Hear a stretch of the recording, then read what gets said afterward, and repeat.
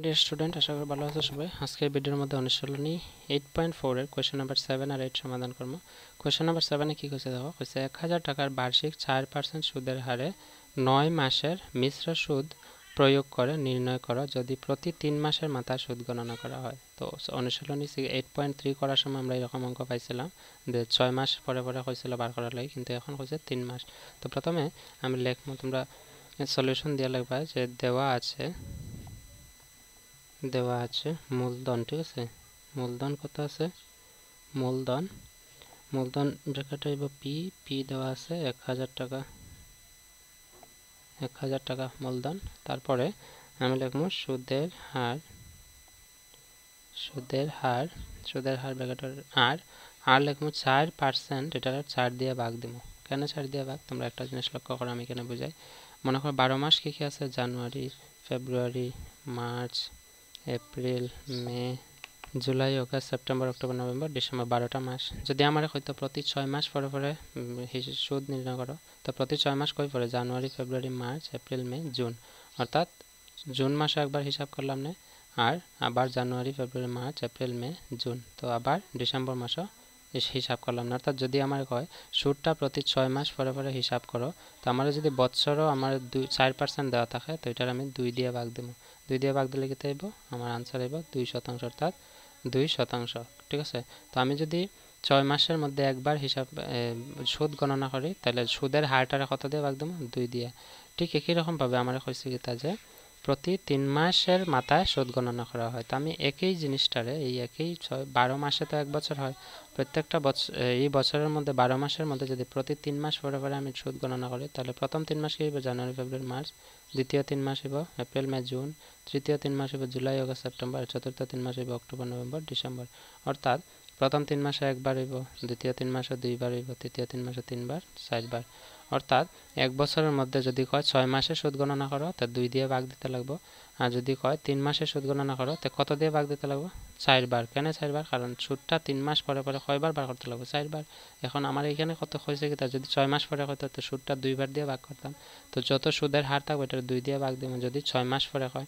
আর যখনই কইব 3 মাস পরে পরে সুদ নির্ণয় করো, তাহলে 1 বছরের মধ্যে 3 মাস কয়টা থাকে? 4টা 3 মাস। তার ফলে এই ইয়েটারে 4 বার হিসাব করবো, এই কারণে 4 দিয়ে ভাগ দিয়ে দিতে। 4 দিয়ে ভাগ দিলে আমরা পাইবো একবার, ঠিক আছে। সুদের হার আমরা পাইবো 1%। বুঝছো? আশা করি তোমরা আবার ক্লিয়ার করে রাখো। যদি কয় 6 মাসে ক্লিয়ার করো, 6 মাসে সুদ নির্ণয় করো, তাহলে আমি সুদের হার যেটা আছে, মানে শতাংশ যেটা থাকবে, এটা আমি 2 দিয়ে ভাগ দেবো। যদি কয় 3 মাসে সুদের হার নির্ণয় করো, তাহলে সুদের হার পার্সেন্টেজ যেটা থাকবে এটা আমরা 4 দিয়ে ভাগ দেবো। সেই কারণে এখানে 3 মাসে কইছে, দেখো 3 মাসে সুদ গণনা করা হয়, এই কারণে আমরা 4 দিয়ে ভাগ দিই। তো 1% হইব। তারপরে আমরা কইছি কি তা সুদের সময়, ঠিক আছে। সুদের সময় হলো এন কিতা হইব? এন দেখো কইছে কিতা সুদের হারে 9 মাসের মিশ্র সুদ প্রয়োগ করে নির্ণয় করো। 9 মাসের কইছে, তো 9 মাস যদি কয় 9 মাসের মধ্যে 1 2 3 4 5 6 7 8 9 কয়বার আমার সুদ নির্ণয় করতে লাগবে? 9 মাসের মধ্যে 3 মাসে যদি গণি কয়বার হইব? দেখো প্রথম 3 মাস, দ্বিতীয় 3 মাস আর তৃতীয় 3 মাস, অর্থাৎ 3টা 3 মাস আছে। 3টা 3 মাস থাকলে আমার এন কত হইব? 3। কিতা লাগে 9 মাসের সুদ নির্ণয় করতাম, এই কারণে প্রথম 3 মাসে হলো একবার সুদ আইব, দ্বিতীয় 3 মাসের হলো আরেকবার, তৃতীয় 3 মাসের হলো আরেকবার। বুঝছো? আশা করি। তো এটাই হচ্ছে আমার মূল জিনিস। এই দুইটা জিনিস যদি বার করতে পারি, আমি সূত্র বসাই আমি খুব তাড়াতাড়ি আমরা বার করতে পারবো, ঠিক আছে, সমাধান করতে পারবো। চলো এখন করি। আমরা ফাইলেছি মূলধন, সুদের হার আর এটা কিতা আছে? সুদের সময়। অতএব আমরা লিখবো সবৃদ্ধি মূল ব্র্যাকেট অ্যামাউন্ট সমান P into 1 plus R by 100 to the power N. তো পি আছে মূলধন কত? 1000 টাকা, এখানে আছে দেখো, ইন্টু আর 1 প্লাস আর কত? সুদের হার হলো 1% divided by 100 to the power N, মানে এন হইল 3। এতটুকু বুঝছো? এখন আমরা 1000 ইন্টু এটার মধ্যে লসাগু নিয়ে আমরা যে যোগ করে নিচে আইব 100, উপরে আইব 100 প্লাস 1 মানে 1 ডিভাইডেড টু দি পাওয়ার 3 মাস মান্থ আইব 1000 ইন্টু 100 প্লাস 1 আইব 101 ডিভাইডেড বাই 100, আর এখানে 3 আছে, তার মানে 3 বার পূরণ 101 divided by 100 into 101 divided by 100। এখন আমরা এটার সমাধান করব। এখানে ডাবল জিরো, এখানে ডাবল জিরো ক্যান্সেল, এখানে একটা জিরো, এখানে একটা জিরো ক্যান্সেল, এখানে কত আছে 1, তো উপরে আছে 1 ইন্টু 101 ইন্টু 101 ইন্টু 101, নিচে আছে 10, এখানে 1 আছে, এখানে 10, 10 একে 10 পূরণ 100। চলো এখন সমাধান করলে আমরা তিনটা 101 আছে, প্রথম দুইটা 101 পূরণ করবো 1 একে 1, 1 0 0 1 1 পূরণ 0 0 0 পূরণ 1 1 1, 1 0 0 1 1 1 0 2 0 1, আবার এটারে 101 দিয়ে পূরণ করতাম 1 1 1 1 0 0 2 1 2 0 1 1 1 পূরণ 0 0 0 0 0 পূরণ 1 1 1 2 1 2 না 1 0 0 2 1 2 1 0 0 2 1 2, আবার 1 0 0 1 1 1, আনসার হইব 1 0 3, এখানে আছে 0 3 0 1, 1 0 3 0 3 0 1, তো এখানে উপরে আইব 1 0 3 0 1 0 3 0 3 0 1, নিচে আছে 10 100 10 সমান 1000। আমরা জানি নিচে একের লগে তিনটা জিরো থাকলে উপরে তিন ঘর পরে দশমিক হইব, তো উপরে আনসার লিখবো আগে 1 0 3 0 3 0 1, এখানে তিনটা জিরো 1 2 3 তিন ঘর পরে দশমিক, ঠিক আছে। তো আনসার হইব 1 0 3 0.3 ধরলে হইব, ঠিক আছে। এটা হচ্ছে আমার কারেক্ট আনসার। তো এটা হচ্ছে সবৃদ্ধিমূল, কিন্তু আমার লাগে কি, আমার লাগে তো মিশ্র সুদ, তো লিখবো মিশ্র সুদ সমান সবৃদ্ধিমূল মানে এ মানে অ্যামাউন্ট মাইনাস প্রিন্সিপাল মানে মূলধন। অ্যামাউন্ট আছে 1030.3 মাইনাস প্রিন্সিপাল আইব, মূলধন কত আছে 1000, 1000 বিয়োগ করলে পেমেন্ট 30.3 টাকা হইব গিয়ে আমার রাইট আনসার।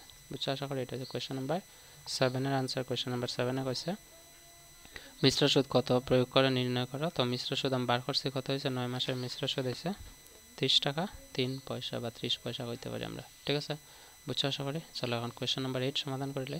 কোয়েশ্চেন নাম্বার 8 কইছে দেখো প্রতি 6 মাসের মাথায় সুদ গণনা করলে 2000 টাকা 1.5 বছরে 4% বার্ষিক সুদের মিশ্র সুদ নির্ণয় করো। তো এটা সেম অঙ্ক আমি 8.3 এর মধ্যে করছিলাম, সূত্র প্রয়োগ না করিয়া করছিলাম, এখন আমরা সূত্র প্রয়োগ করিয়া করতাম, ঠিক আছে। 8 নম্বরটা চলো সমাধান করলে।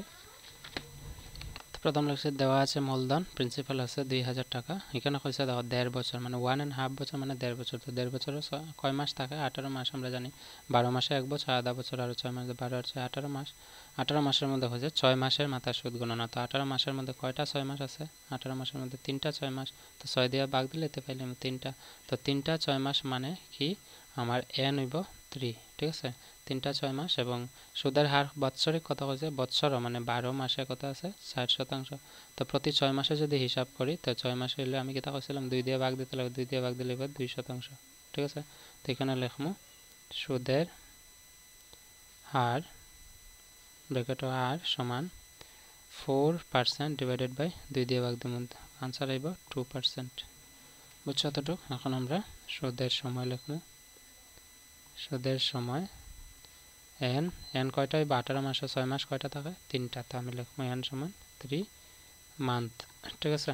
এখন আমরা সবৃদ্ধি মূল্যের সূত্র লিখবো, সবৃদ্ধি, তো আমি সূত্র লিখছি পির মান প্রিন্সিপাল মানে মূলধন হলো 2000, 1 প্লাস আর কত আছে 2 ডিভাইডেড বাই 100 ইন্টু n আছে n মানে 3, ঠিক আছে। তো 200 ইন্টু 1 প্লাস আর হইল গিয়ে 2, তো এটা আমি লসাগু নিব, লসাগু নিয়ে করলে 100 plus 2 whole to the power 3। এখন আমরা নিচে আমরা সমাধান করব 2000 ইন্টু 102 প্লাস ডিভাইডেড বাই 103, 100 আর 2 যোগ করলে 102, 100 100 টু দি পাওয়ার 3, তো 3 মানে এটা 3 বার পূরণ, তো আমরা এখানে লিখব 2000 into 102 divided by 1000 into 102 divided by 1100 into 102 divided by 100।